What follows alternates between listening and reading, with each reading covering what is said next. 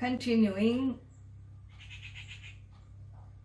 the great leap of Hanumanji from the mainland to Lanka, where he was told of the king of all demons, Ravana, having caught Sita Devi in his arms. She remains there, abducted by this king of all demons. And so here we have Hanumanji, as we mentioned in the last session, really drawing in all his energies, crouching on his four limbs, and makes his magnificent leap into the air after having done his namaskara to Surya Deva, to Vayu Deva, to Indra, and to Brahmaji. The king of all the celestial worlds is Indra Deva, and the very creator himself, Brahmaji, having saluted to them all, he makes this gigantic leap. And as he moves, hangs in air, mid-air, below him he sees in the ocean the crocodiles and so on. Another world inside the waters is seen by him. And like I said, when Hanumanji became big, he had this capacity. He was a great yogi. He could expand his body or he could shrink it down. And so Valmiki describes that when he became big, the length of his body was 240 miles. Imagine. 240 miles, huge became that power. That was his length, and his width was 80 miles wide, or 10 yojana. So 10 yojanas wide and 30 yojanas long, and this huge body, the huge power center of Hanumanji, that big form, as if there was a big winged mountain in the skies. In that powerful journey, he leapt and kept moving. And as he went, well, he enters the clouds, comes out of the clouds, and he has a great ride on the ocean. And during this time, all the celestial beings, it's a sight they have never seen. And therefore the celestial beings, the Gandharvas, the Yakshas, the Kinnaras, the Danavas, all of them, the celestial flowers are dropped on Hanumanji in great appreciation of this wonderful leap.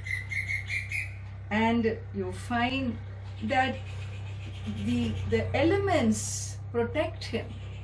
Surya Deva supports this journey, a good work he is going for to destroy the demons. Surya Deva supports, it doesn't scorch him. Vayu Devata blows just enough so that he is refreshed all the time. And this, with the support, the rishis, the sages, they praise him. And in this manner, the Nagas, Naga Devatas, and the Yakshas, different celestial bodies, they all praise Hanumanji's this gigantic leap. And all of them want to help. Samudra Devata wants him to, he's going across the waters, he wants him to rest, take a tea break, some tea break is needed on a long journey like that. And so he tells, he wants him to rest. And so there is a mountain called Mainaka mountain. And this mountain is one of those powerful mountains which prevents in the nether worlds, in the lower regions of the bed of the ocean, it prevents the beings from Patala, from lower regions, from the nether worlds, from entering into the earth. This Mainaka mountain is a very powerful mountain. Samudra Devata, the ocean god, tells Mainaka mountain, well, you have a capacity to swell. You can become long or you can become wide. This boon you have. Please, you rise above the ocean and show your face, so that once Hanumanji sees this land, your peak, we can invite him to rest on your peak. And so Mainaka mountain rises above from the bed of the ocean and grows big, and assuming this is a power rising, right? And so once it comes above the ocean, he converts himself, this power center, into a form of a human being and appeals to Hanumanji to rest. And Hanumanji says, I've come only for one purpose. Until I achieve my purpose, I do not rest. But I am grateful, I am thankful. And so he comes down, sweeps down, touches the mountain in friendship, acknowledges this great gesture, and after acknowledging, he moves on. He says, I have no time to rest. Until the goal is achieved, there is no rest. These are lessons, please understand. Why Hanumanji is so powerful and revered by us, because he takes such huge risks, trusting the universe to carry him across and never gets sidetracked. And so Hanumanji acknowledges. Doesn't mean he was rude. He acknowledges the mountain, extends his hand in friendship, and then he moves forward. And seeing this, all the beings are really, really impressed by him. But now they want to test his strength. These are the things that are going to emerge in any great work. Obstacles will come.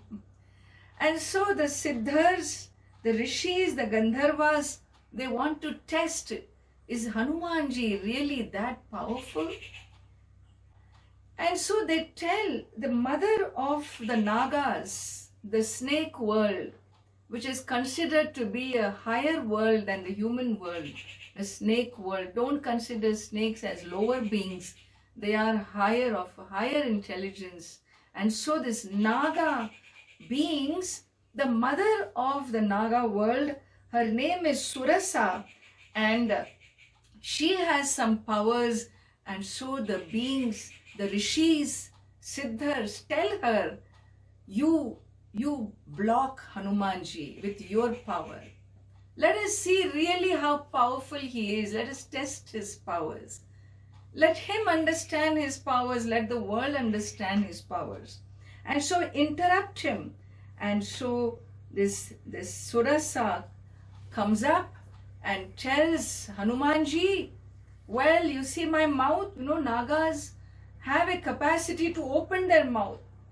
You must have seen these National Geographic shows. The mouth is so small, but it can even eat up a deer, no?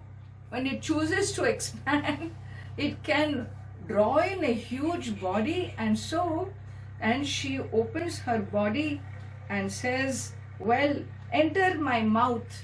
I have a boon from Brahmaji, and therefore you have to respect this boon. Enter my mouth. And Hanumanji says, not now. I have to reach Sita Devi. I have to go finish my work. Let me find her. After I see her on my return, I will take care of whatever you want me to do. You are the mother of the Nagas. I can't refuse you, but please, not now. Surasa refuses. She refuses and she opens her mouth. This annoys Hanumanji. She opens her mouth. When she opens, it's 10 yojanas wide. And so Hanumanji is 10 yojana wide, that is 80 miles wide.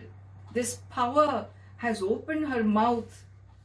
And now he is of the same size. So she decides, all right, I'll double up my size. She becomes 20 yojanas wide. That's 160 miles. She doubles up. Imagine, when she becomes 20 yojana wide, Hanumanji becomes 30 yojanas wide. To show that, hey, I'm more powerful than you. You can't take me in. I'm bigger than you.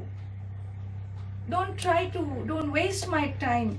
When Hanumanji becomes 30, she opens her mouth to 40 yojanas. When she becomes 40, Hanumanji becomes 50 yojanas wide. And when he becomes 50, she becomes 60 yojanas wide. Seeing her 60 yojanas wide, imagine, the power has grown. Hanumanji becomes 70 yojanas wide.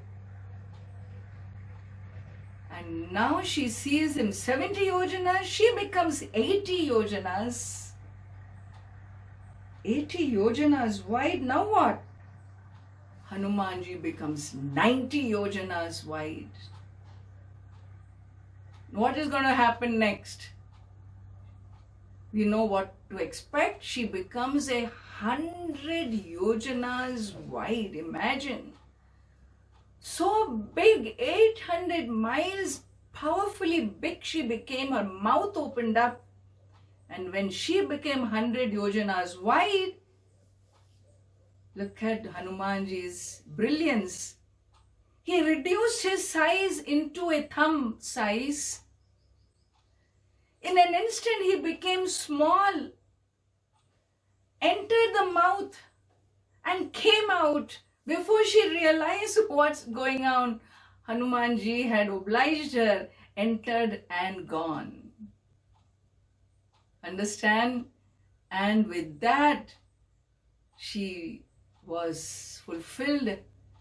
His brilliance, his intelligence, his power, his strength, there is nothing left to be proved who Hanumanji was, and with this he's on his journey to move forward. As he moved forward, well, there is another Rakshasi, Simhika.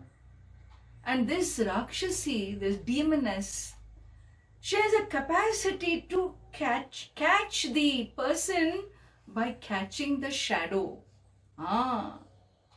Understand? We think if we want to catch somebody, you have to catch the whole body, But look at the powers they had. She can just catch the shadow and the person will drop. And so, silently, she rises from the ocean.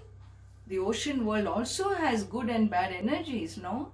She rises from the ocean and she captures clutches his shadows, and Hanumanji, powerless, falls into her mouth. He falls into her mouth, but no issues. He goes inside her, tears her heart, opens her up and comes out and keeps moving. Simhika is dead, gone. In an instant, she is gone. Her energy is shattered. And in this manner, he keeps going. And so they say, Dhritihi, Drishtihi, Matihi, Daksham, Yasya Karmasu, Nasidati. In any karma, in any action, where there is intelligence, where there is skill, where the mind is together, where there is sharpness, being aware of your environment, and Such a karma can never fail.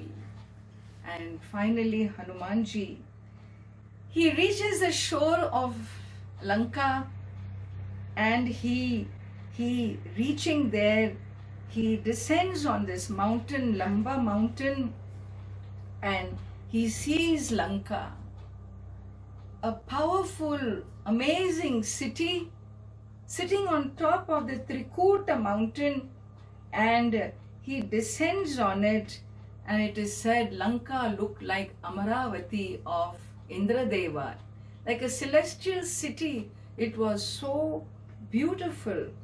But Hanumanji is big. He cannot sit there in such a big form. So he contracts himself, and contracts, becomes smaller and smaller, and waits for the dark. He cannot walk in the daylight, and so he waits until it becomes dark. And let us see what happens. Verse 73. Tatra lankam samasadya purim ravana palitam. Tatra lankam samasadya purim ravana palitam. Dadarsha sitam dhyayantim ashokavanikam gatam. Dadarsha sitam dhyayantim ashokavanikam gatam. So here he reaches the shore, contracts his body, and waits for the nightfall. And what happens at night? Well, this beautiful city with flowers and trees and ponds, buildings, roads, all of this, it has been constructed by the great Vishwakarma, the architect of the universe. And therefore, a very beautiful city it was. And to enter the city, really, as we said, no one could reach here. To reach here, only someone like Angada, Hanumanji, Neela, and maybe Sugriva, only these 3-4 Vanaras could reach. That is how isolated this place was. And so he waits for the night, and as he begins to enter, you can never enter any region without acknowledging, taking permission of the power that protects that land. Remember, this is a country where we talk about every scene has an unseen dimension. Every scene has an unseen power behind. And so there is a Devi guarding that city, and she is called Lankini, And this goddess Lankini, she guards the city, and she sees this little Vanara walking into the city. And so she stops him and says, "You cannot enter this. Who are you? Why are you here?" Hanumanji recognizes who she is. She says, "I am the guardian." In our culture, we have something called Kshetrapala, Kshetrapala.